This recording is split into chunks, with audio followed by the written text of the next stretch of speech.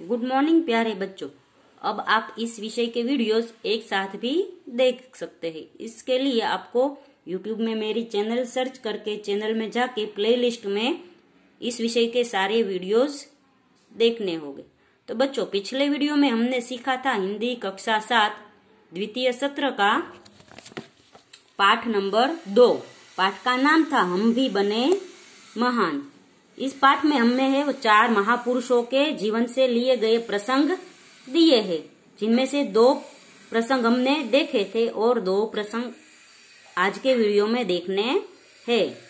तो पहला प्रसंग था कि विवेकानंद जो हमारे नरेंद्र नाम से बचपन में जाने जाते थे, उसके जीवन से प्रसंग था कि उसके जीवन में व्यक्ति का ज्यादा महत्व है, वस्तु का नहीं, और मानवता है वो सबसे ऊपर थी। यह हमें सीख दी गई थी। और दूसरा था गोपाल कृष्ण गोखले के जीवन से कि जिसमें है नियम सभी के लिए समान होते हैं, ये सीख दी गई थी। अभी है हम तीसरा प्रसंग देखेंगे। तीसरा है सफलता का रहस्य। अंडर 14 क्रिकेट टीम के कप्तान के रूप में मैं एक लड़का अपनी टीम के साथ क्रिकेट मैच खेलने के लिए अहमदाबाद से आया था। उसकी टीम 5 स्टार होटल में ठहरी थी। सुबह उठते ही पूरी टीम कोच मैनेजर के साथ अल्पाहार के लिए तैयार थी। अल्पाहार यानी नाश्ता, ब्रेकफास्ट। एकमात्र कप्तान नहीं दिखाई दे रहा था। उसे ढूंढने के लिए पूरी टीम लग गई, पर वह नहीं मिला। कप्तान यानी कैप्टन। तो अंडर 14 क्रिकेट टीम का जो कैप्टन है वो नहीं मिल रहा था। वो क्यों नहीं मिल रहा था वो हमें आगे पता चलेगा। बाद में किसी ने जाकर उसके कमरे में की गैलरी में देखा तो वह एक हाथ से गेंद फेंक रहा था, और जो ही गेंद दीवार से टकराकर वापस आती थी तो दूसरे हाथ से बल्ले से गेंद को खेल रहा था। साथी खिलाड़ी टीम से में शामिल होने पर ही संतुष्ट थे, लेकिन वह कप्तान होकर भी सारी रात अपने आप अभ्यास करता रहा। उसका अभ्यास एवं क्रिकेट के प्रति लगाव देखकर कोच, मैनेजर और सभी साथी खिलाड़ी दंग रह गए। आगे चलकर इसी लड़के ने क्रिकेट जगत में अद्वितीय सफलता प्राप्त की। तो अंडर 14 क्रिकेट टीम का जो कप्तान था, वो कप्तान होते हुए भी पूरी रात है वो क्रिकेट का अभ्यास करता रहा, पर उसके साथी है वो सिर्फ क्रिकेट टीम में शामिल होने से ही खुश थे। पर ये उसको अद्वितीय सफलता प्राप्त करनी थी, इसलिए वो है दिन रात मेहनत करके क्रिकेट की तैयारी कर रहा था। कई विश्व रिकॉर्ड उसके कदम चूमने लगे। किसी ने उसकी सफलता का रहस्य पूछा तो बड़ी विनम्रता से उत्तर दिया कि मैं हर मैच 3 बार खेलता हूँ। पहले अभ्यास के रूप में, दूसरी बार सचमुच मैदान में, तथापि मैच के बाद मूल्यांकन व सुधार आवश्यकता के रूप में।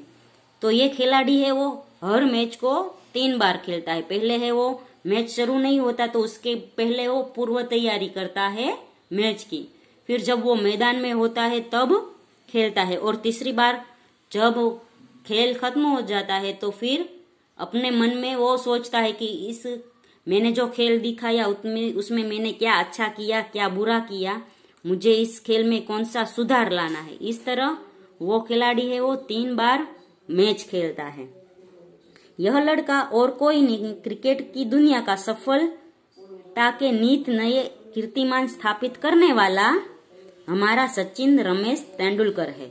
सचमुच एकाग्रता, अविरत अभ्यास, कठोर परिश्रम एवं लगन ही सफलता के आधार है।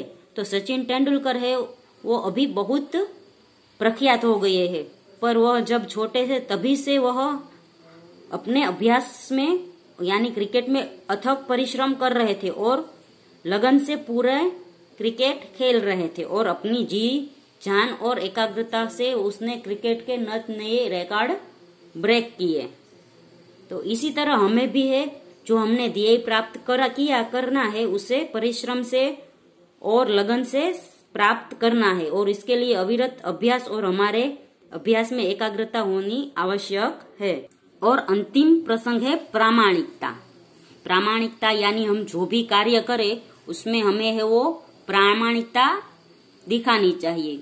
जिसे कोई भी नौकरी करे तो हमें है वो रिश्वत नहीं लेनी चाहिए, खोटे काम नहीं करने चाहिए। उसी तरह प्रामाणिक रहने से हम है जो भी कार्य करें वो प्रामाणिकता से करने चाहिए। एक दिन हजरत अली रात से के खजाने की जांच करने गए। काम करते करते अंधेरा हो गया, मोमबत्ती जलाई गई।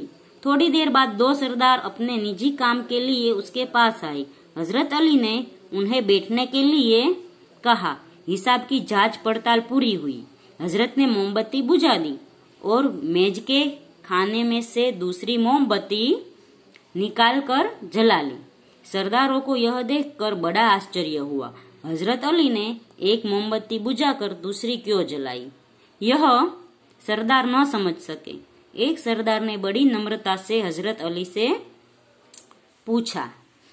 तो हजरत अली है वो जब खजाने की जांच करने गए तो उसने है वो जो नौकरी करते थे वही की मोमबत्ती जलाई। फिर दो सरदार उसके निजी काम के लिए आए तो उसने जो मोमबत्ती है वो बुझा दी और अपनी दूसरी मोमबत्ती जो घर से लाए थे वो जला दी।